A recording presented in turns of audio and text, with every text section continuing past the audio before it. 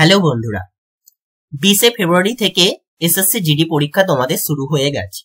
এতদিন অবধি হওয়া প্রতিটা শিফটের কোশ্চেন অ্যানালিসিস করে আজকে আমরা তোমাদের সামনে এমন কোশ্চেন অ্যান্সার নিয়ে এসেছি জিকে জিএস এর, যা সামনে তোমাদের 27 ফেব্রুয়ারি বা পরবর্তী শিফটে যাদের পরীক্ষা হুবহু কিন্তু এখান থেকে জিকে জিএস কমন পাবে।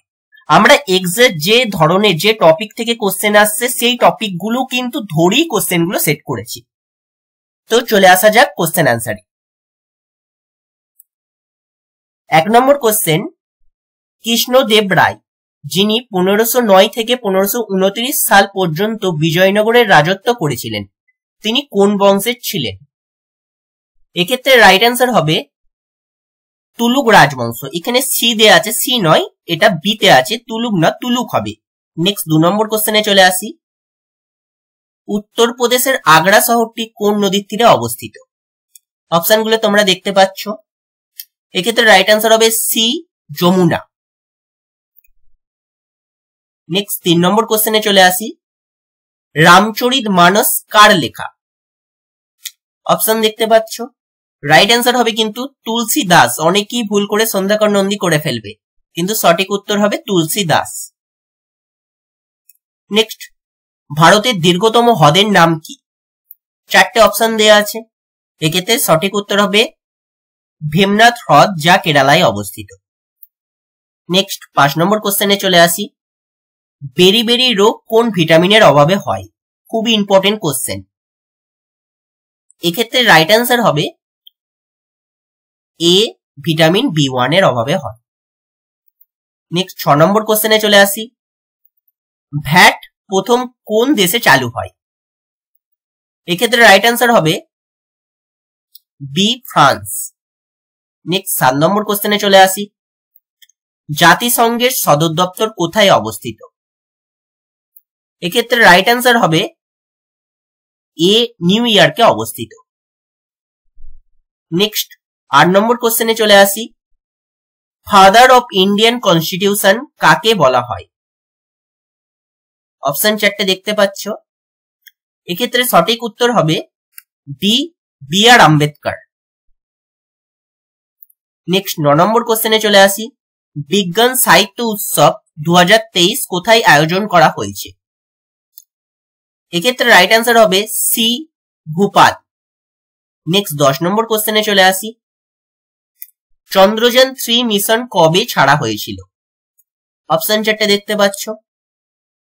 এক্ষেত্রে রাইট অ্যান্সার হবে এ, 14 জুলাই 2023। শুধু 2023ই মনে রাখলে হবে না, তার সাথে 14 জুলাইটাও কিন্তু খেয়াল রাখতে হবে। নেক্সট 11 নম্বর কোশ্চেন।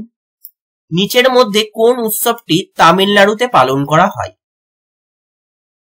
দেখো, অনেকেই কিন্তু এ বা সি করে ফেলবে, কিন্তু এক্ষেত্রে রাইট অ্যান্সার হবে এ এবং সি দুটোই, মানে পোঙ্গালও হয় আবার জাল্লিকাট্টুও হয়।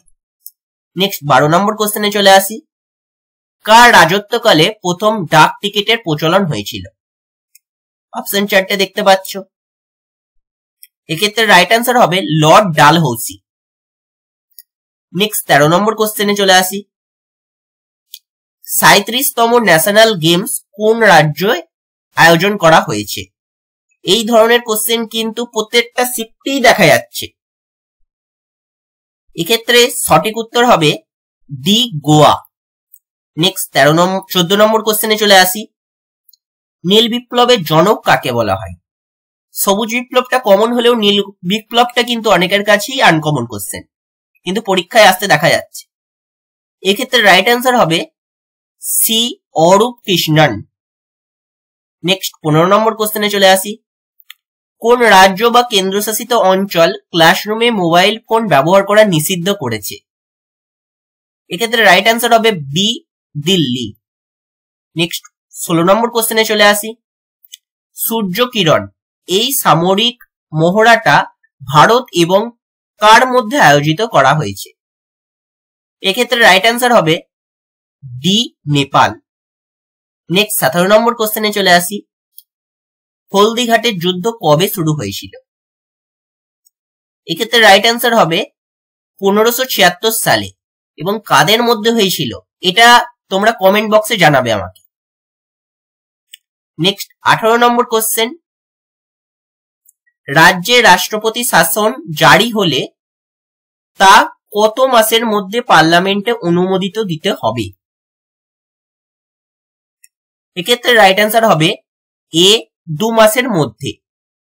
নেক্সট 19 নম্বর কোশ্চেনে চলে আসি, ক্যান্সার প্রতিরোধে ক্রোমোজোমের কোন অংশ দায়ী? এক্ষেত্রে সঠিক উত্তর হবে সি, স্যাটেলাইট বডি। নেক্সট 20 নম্বর কোশ্চেনে চলে আসি, হিমাচল প্রদেশে অবস্থিত রোহটাং টানেল এর নতুন নাম কি হয়েছে? অপশন চার্টে তোমরা দেখতে পাচ্ছ। এক্ষেত্রে রাইট অ্যান্সার হবে এ, অটল টানেল।